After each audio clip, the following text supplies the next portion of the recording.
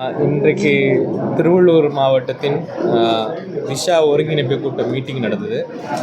இந்த மீட்டிங்கில் எல்லா நம்ம திருவள்ளூர் மாவட்டத்தை சேர்ந்த சட்டமன்ற உறுப்பினர்கள், அண்ணன் சுதர்சனம் அவர்கள், பொன்னேரி சட்டமன்ற உறுப்பினர் துரை சந்திரசேகர், அப்புறம் நம்ம கும்மிடிப்பூண்டி சட்டமன்ற உறுப்பினர் டிஜே கோவிந்தராஜன் அவர்கள், திருத்தணி சட்டமன்ற உறுப்பினர் திரு சந்திரன் அவர்கள், நம்ம டிஸ்ட்ரிக்ட் சேர்மன் உமா மகேஸ்வரி மற்றும் எல்லா திருவள்ளூர் சட்டமன்ற உறுப்பினர் விஜி ராஜேந்திரன் அவர்கள் எல்லோரும் பங்கு பெற்று மிக மிக அருமையாக இந்த ஒரு மீட்டிங்கை பண்ணாங்க. நம்மளுடைய மாவட்ட ஆட்சித்தலைவர், அப்புறம் நம்ம மாவட்ட போலீஸ் கண்காணிப்பாளர் எல்லோரும் கூட இந்த மீட்டிங்கை அவங்களுடைய ஆஃபீஸர்ஸ் எல்லாரையுமே அழைத்து ஒரு டீட்டெயில் ரிவ்யூ நடந்தது.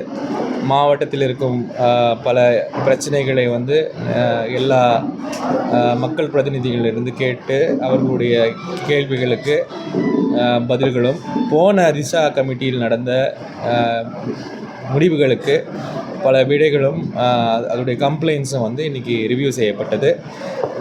நம்மளுடைய மாவட்டத்தில் இருக்கும் லாங் பெண்டிங் இஷ்யூஸையும் ரிவ்யூ செஞ்சோம். ஹைவேஸ்லேருந்து ஆரம்பித்து வாட்டர் சப்ளை வரைக்கும் எல்லா விஷயங்களும் ரிவ்யூ செய்யப்பட்டது. இன்றைக்கி நிறைய விஷயங்கள் நம்மளுடைய மக்கள் பிரதிநிதிகள் கூறியிருக்கிறார்கள். அதை அதிகாரிகளும் கேட்டு அறிந்து இதற்கு கூடிய சீக்கிரம் கம்ப்ளைண்ட்ஸ் பண்ணுவோம் அப்படின்ற வாக்குறுதியும் அளித்திருக்காங்க. ரொம்ப ஒரு ஃபார்மலாக மீட்டிங் செய்யாமல் அதை ஒரு அவுட்கம் ஓரியன்டாக கொண்டு போகணும் அப்படின்றது எங்களுடைய எண்ணம். அதனால் கண்டிப்பாக இந்த மீட்டிங் எல்லா அதிகாரிகளும் உட்கார்ந்து பேசி ஒருத்தருடைய விஷயங்களை தெரிந்து கொள்ளும் ஒரு தருணம். அதனால் இதோடைய மகத்துவம் ரொம்ப முக்கியமான ஒரு மகத்துவம் நான் பார்க்குறேன். இந்த மீட்டிங் இன்றைக்கி சக்ஸஸ்ஃபுல்லாக முடிஞ்சுது. இதோடைய ஃபாலோஅப்பாக பல விஷயங்கள் நடக்க இருக்கின்றது. கண்டிப்பாக இதோடைய மெம்பர் செக்ரட்டரி கலெக்டர் இருக்கிறதுனால அவர் இதோட ஃபாலோஅப் நிறைய விஷயங்கள் பண்ணி மக்களுடைய பிரச்சனைகளை இதன் மூலமாக நல்லபடியாக தீர்ப்போம் என்பதில் எந்த மாற்று கருத்தும் இல்லை. போன தடவை நடந்த இந்த தடவை நடக்கிறது, போன தடவை என்ன பேசணும், அதில் என்னெல்லாம் இது வரைக்கும் நம்ம செய்திருக்கிறோம், என்ன முடிஞ்சது அப்படின்ற ஒரு ஸ்டேட்டஸ் ரிப்போர்ட்டு ப்ரோக்ரஸ் ரிப்போர்ட் கண்டிப்பாக அந்த ஸ்டேட்டஸ் ரிப்போர்ட்லேருந்து ஆரம்பித்தோமே ரிலீஸ் பண்ணணும்னு சொல்கிறோம். ஒன்லி அதிகாரிகள் போன தடவை என்ன பேசணும், இந்த தடவை அதில் என்ன நடந்தது, மீதி என்ன பெண்டிங் இருக்குது, ஏன்னா டெய்லி மீட்டிங் நடக்குது, ஆனால் என்ன நடக்குது என்ன போகுதுன்னு மக்களுக்கு தெரியல. நாங்கள் ஒரு நோட் கொடுக்குறோம், ப்ரெஸ் நோட் கொடுக்குறோம். அந்த நோட்டில் என்னென்ன ஆச்சுன்றதை டீட்டெயிலாக நான் உங்களுக்கு சொல்கிறேன். பட்டா இஷ்யூ பெரிய விஷயமா இன்றைக்கி கூட்டத்தில் பேசப்படுது. பட்டா விஷயம் பல இடங்களில் அது வேறு வேறு பிரச்சனைகளில் இருக்குது. அது அதனால தான் நாங்கள் இன்றைக்கி எல்லா விஷயத்தையும் கேட்டு அறிந்து கொண்டோம். நான் மாவட்ட ஆட்சியரிடம் நான் ஒரு ரிக்வெஸ்ட் வச்சுருக்கேன். இந்த விஷயத்துக்காக மட்டுமே ஒரு செப்பரேட்டான ஒரு மீட்டிங் கூப்பிட சொல்லி அதில் எல்லா மக்கள் பிரதிநிதிகளும் நாங்கள் 1-to-1 டிஸ்கஸ் பண்ணுறோம். ஏன்னா இது ஒரே சொல்யூஷன் எல்லாத்துக்கும் கொடுத்துட முடியாது.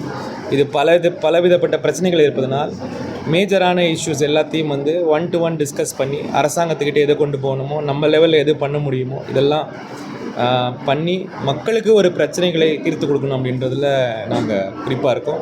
அந்த முடிவையும் எடுத்தோம். மாவட்ட ஆட்சித்தலைவரும் அதுக்கு ஒப்பந்தம் கொடுத்துருக்காங்க. கண்டிப்பாக கூடிய சீக்கிரம் அந்த மீட்டிங் பண்ணுவோம். சார், குடிநீர் பிரச்சனை குறித்து மாதவரம் எம்எல்ஏ கேட்டிருந்தாரு, அதுக்கு ஏதாவது தீர்வு? முக்கியமான விஷயம் அவர் மாதவரம் எம்எல்ஏ அவர்கள் வச்சது எங்கே குடி தண்ணீர் தேக்கங்கள் இருக்கோ அங்கே இருக்க மக்களுக்கே தண்ணீர் இல்லை என்பது தான் அவருடைய முக்கியமான அது கண்டிப்பாக அப்படி தான் இருக்கும். புழல் ஏரியா முன்னாடி இருக்கான உங்களுக்கு குடிக்கல தண்ணியில் போகுது, அப்போ தான் பிரச்சனை. ஆனால் ஒரு நல்ல விஷயம் என்ன நாங்கள் தெரிந்து கொண்டோம் என்றால், நம்மளுடைய மெட்ரோ வாட்டர் கார்ப்பரேஷன் அவங்க இந்த ஏரியாவை எல்லாத்தையும் எக்ஸ்பேண்ட் பண்ண போகிறாங்க. சென்னைக்கு எப்படி குடி தண்ணீர் கொடுக்க போகிறாங்களோ அதே மாதிரி மற்ற இடங்களுக்கும் இந்த பெரிஃபரல் ஏரியாஸ்க்கும் எக்ஸ்பேண்ட் பண்ணுறாங்க அப்படின்றது நமக்கு தெரிந்து இன்றைக்கி அதிகாரிகள் சொன்னார்கள். அது ஒரு நல்ல விஷயம். அது நடந்தால் அங்கே இருக்கிற பிரச்சனைகள் எல்லாம் சால்வ் ஆயிடும். ரெண்டாவது மீஞ்சூர், பொன்னேரி போன்ற இடங்களுக்கெல்லாம் நம்ம தேர்வாய் கண்டிகையிலேருந்து ஒரு செப்பரேட் ப்ராஜெக்ட் பண்ணுறதுக்கான ஒரு ப்ரொப்போசல் போயிருக்கு. அதுவும் டிபிஆர் ஸ்டேஜ் எல்லாம் முடிஞ்சிருக்கு. அதுவும் முடிஞ்சால் அந்த கோஸ்ட்டில் வந்து என்ன உப்பு தண்ணி உள்ளே வந்ததுனால அங்கே தண்ணீர் பிரச்சனைகள் இருப்பதெல்லாம் அதெல்லாம் கூட சால்வ் ஆகும். ஸோ ஓவராலாக கொஞ்சம் ஒரு இன்னும் டைம் எடுத்தாலும் கூட அது ஒரு விடை வந்து வந்த மாதிரி தான் தெரியுது. பட் அதை ஃபாலோ பண்ணி சீக்கிரமாக முடிக்கணும். சார், இப்போ கும்மிடிப்பூண்டி பகுதியில் அந்த கவரப்பேட்டை பகுதியில் அந்த மேம்பாலம் பணி ரொம்ப நாளாக நடந்துட்டு இருக்குது சார். பல விதமான டிராஃபிக்லாம் நடக்குது. இது வந்து எப்போ நிறைவேற ஸ்டேஜில் இருக்கா? அது அந்த கவரப்பேட்டை பொறுத்த வரைக்கும் அது ஒரு 1.7 கிலோமீட்டர் இன்னும் வந்து அவங்க கவர் பண்ணலை. மீதியெல்லாம் அவங்க முடிச்சிருக்காங்க. அதை வந்து நான் இன்றைக்கி விசாரிக்கும் பொழுது அந்த அதிகாரிகளுக்கு நான் இன்றைக்கி வந்து ஒரு ஸ்ட்ராங் வார்னிங்கும் கொடுத்தேன். அதாவது வந்து இந்த மாதிரி நாங்கள் திஷா கமிட்டியில் சொல்கிறத வந்து அவங்க வந்து சீரியஸாக எடுக்கலைன்னா அடுத்த தடவை நாங்கள் பாராளுமன்றத்தில் அவங்கள வந்து ஸ்டாண்டிங் கமிட்டியில் கூப்பிடுவோன்ற ஒரு வார்னிங் அவங்களுக்கு கொடுத்துருக்கேன். அவங்க வந்து ஜனவரிக்குள்ளே அதை முடிச்சு கொடுக்குறேன்னு சொல்லியிருக்காங்க. கண்டிப்பாக அது ஒரு மேஜர் இஷ்யூ. அதை நாங்கள் ஃபாலோ பண்ணுவோம் எல்லா பக்கம். சார், யூகோ வங்கி வந்து ஒரு 8 கிளையை வந்து சென்னைக்கு கொண்டு போயிடுறாங்க. இதனால் கிராமப்புற மக்கள் அந்த வாடிக்கையாளர்கள்லாம் கடுமையாக பாதிக்கப்படுறாங்க. வணிகர் சங்கம் கூட கடையெடுப்பு நடத்தி போராட்டம் பண்ணாங்க. பார்க்க போயிருந்தாங்க. இதற்கு ஏதாவது தீர்வு முன்னெடுப்பீங்களா மாவட்ட திசா கமிஷன்? அந்த ஒரு ஸ்டேட் பேங்கிங் கமிட்டி நாங்கள் இது வந்து இன்னொரு ஃபோரம் இருக்குது, SLBCன்னு ஒரு ஃபோரம் இருக்குது. அதில் வந்து மாவட்ட ஆட்சித்தலைவர் தான் அதுக்கூடிய சேர்மேனு. எல்லா ஸ்டேட் பேங்கர்ஸையும் கூப்பிட்டு அங்கே மீட்டிங் பண்ணுவாங்க. அதுலேயும் நாங்கள் எடுத்து வைக்கிறோம். இந்த மேட்டரை நான் யுகோ மேனேஜ்மெண்ட்கிட்டையும் நான் அதை பேசிகிட்டு இருக்கேன். அதை சால்வ் பண்ணுறேன்னு சொல்லியிருக்காங்க. சார், இப்போ பார்த்தீங்கன்னா ஊத்துக்கோட்டை முதல்ல அந்த கூட்டுரோடு இருக்குது, நிலம்சத்திர கூட்டுரோடு பார்த்தீங்கன்னா சாலை வந்து எல்லாமே வந்து ரொம்ப டேமேஜ் இருக்குது. அவங்க நம்ம மாநில நெடுஞ்சாலை கிட்ட கேட்டால் அது வந்து நேஷனல் ஹைவே போயிடுச்சுன்றாங்க. நேஷனல் ஹைவே கிட்ட கேட்டால் அது இன்னும் அவங்க ஃபுல்லாக டேக் ஓவர் வரல அப்படின்றாங்க. 2 பேரும் மாற்றி மக்களை தான் அழகழிக்கிறாங்க. ஒரு எம்பியாக நீங்கள் என்ன சொல்ல வரீங்க சார்? ரோடு யார் கண்ட்ரோலில் தான் இருக்குது, எப்போ பண்ணுவாங்க? இல்லை, அந்த மாதிரி ஒரு கன்ஃபியூஷன் இன்றைக்கி வந்தது. நான் அதான் கிளாரிட்டி கொடுத்தேன் அவங்களுக்கு. வந்து கண்டிப்பாக நேஷ்னல் ஹைவேக்குள்ளே போயிடுச்சுன்னு இவங்க நினைக்கிறதும் அங்கேருந்து வரலைன்னு அவங்க நினைக்கிறதும் இது வந்து சரியான ஒரு விஷயம் கிடையாது.